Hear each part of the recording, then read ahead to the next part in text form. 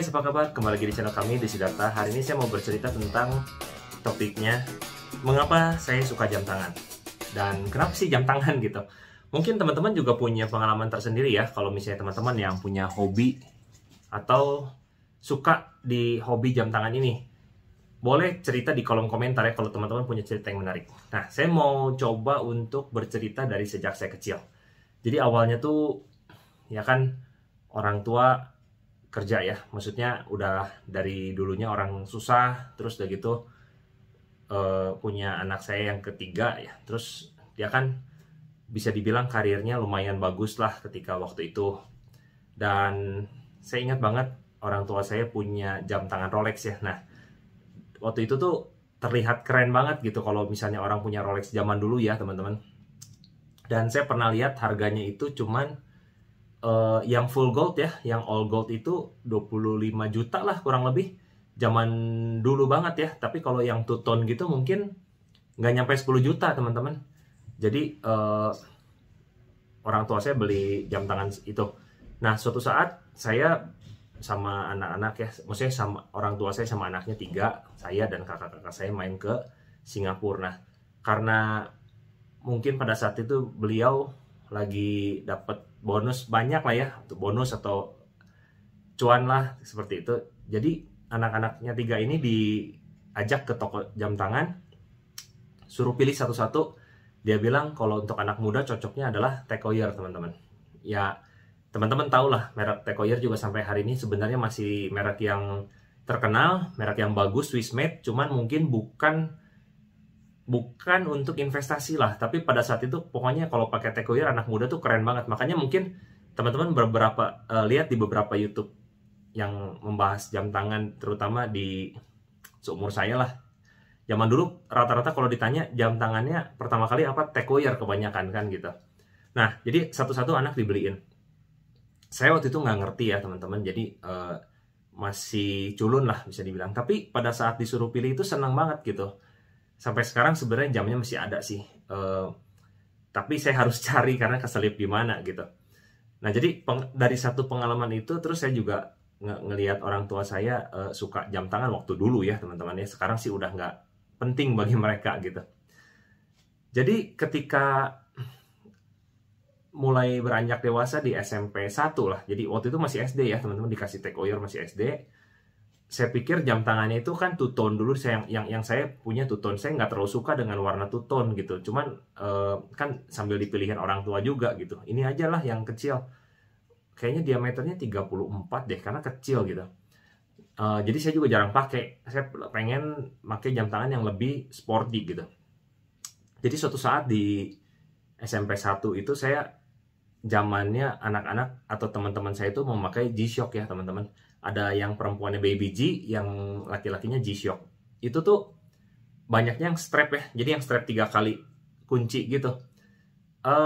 Saya nitip ke orang tua saya dan akhirnya dibeliin, dan sayangnya hilang teman-teman. Saya itu sedih banget sih. Terus saya merasa bersalah sama orang tua saya. Kebetulan ada teman saya SMP juga, dia orang tuanya jualan salah satu distributor Casio juga lah, ada Casio, ada Seiko dan lain-lain gitu ya.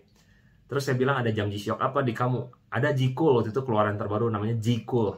Nanti mungkin kalau saya browsing ada gambarnya, saya bisa show ke teman-teman ya. Waktu itu harga G-Cool aja udah bagus banget, 750.000. Jadi nggak nyampe 1 juta. Jadi G-Shock yang paling bagus aja waktu itu harganya 750.000. Tapi pada saat itu terasa mahal sekali ya. Jadi saya kumpulin uang jajan dan akhirnya saya beliin G-Cool itu.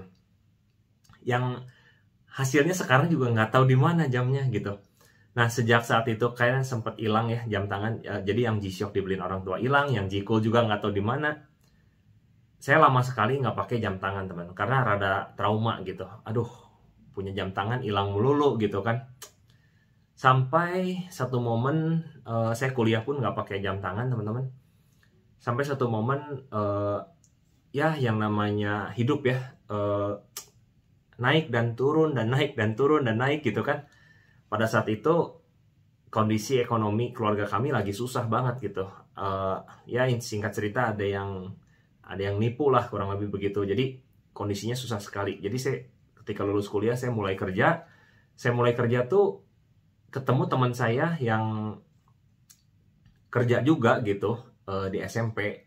Saya tahu dia dulunya orang susah, tapi dia rajin untuk mulai bekerja dengan tenaganya sendiri gitu. Terus saya lihat dia kan ngobrol sama saya. Jadi kita teman satu angkatan lah di SMA dulu, ngobrol sama saya, dan dia udah pakai jam tangan biasa, teman-teman. Saya rasa Swiss Army ya. Nah, waktu itu saya nggak lagi susah, belum mampu untuk beli jam tangan. Ketemu teman saya pakai Swiss Army, itu kerasanya keren banget. Karena bayangin aja teman-teman, dari SMP udah bermimpi pengen punya jam tangan lagi, tapi kan karena takut ya. Karena takut, pernah hilang, trauma, takut hilang lagi, sayang gitu. Udahlah, lebih baik tidak pakai jam tangan.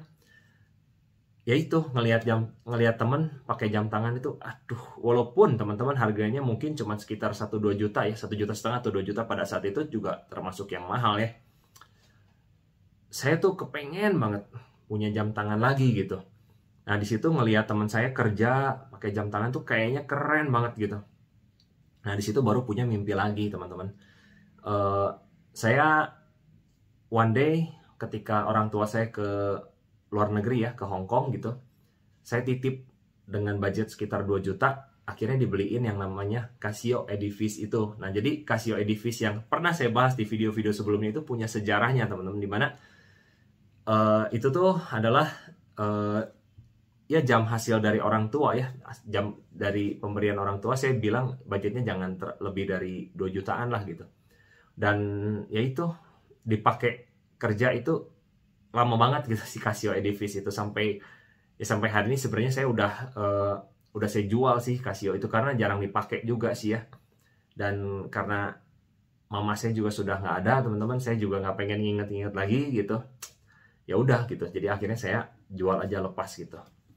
Nah, itu sih teman-teman, apa pengalaman teman-teman kenapa Anda suka jam tangan. Jadi kalau saya pribadi, awalnya ketika saya pertama kali mulai bekerja, melihat teman saya pakai jam tangan itu kayaknya keren banget, dan di situ awal mula saya pengen banget pakai jam tangan dan lebih menyukai jam tangan lagi gitu. Dan kalau pengalaman waktu kecil sih kan pengalaman trauma ya, tapi kalau pengalaman udah besar ketika mulai kerja itu udah pengalaman yang lebih menghargai gitu, bahwa oh, jam tangan tuh kalau dipakai buat fashion, buat kerja keren ya. Ya cuman teman-teman, sekarang kan zamannya pandemi ya seperti ini, dan orang-orang udah pada hype banget gitu tentang jam tangan kan. Orang-orang kayaknya laki-laki rata-rata pakai loh, teman-teman.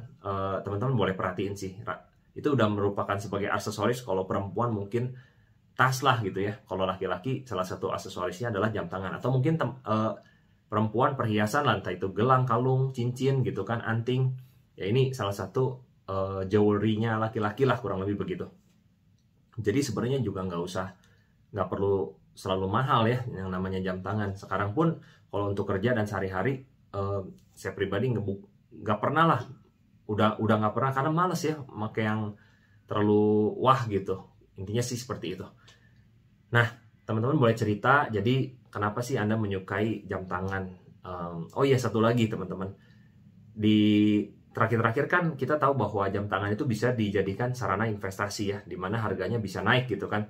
Nah, itu juga yang membuat saya juga lebih menyukai dan menghargai si hobi ini gitu, karena jangan sampai kita juga udah beli yang kita suka ya di hobi yang kita interest lah gitu, tapi nanti seperti buang uang sia-sia gitu. Jadi bukan seperti money converter gitu ya. Itu sih, jadi saya juga udah pernah ngalamin harganya naik gitu, dijual pun pernah gitu.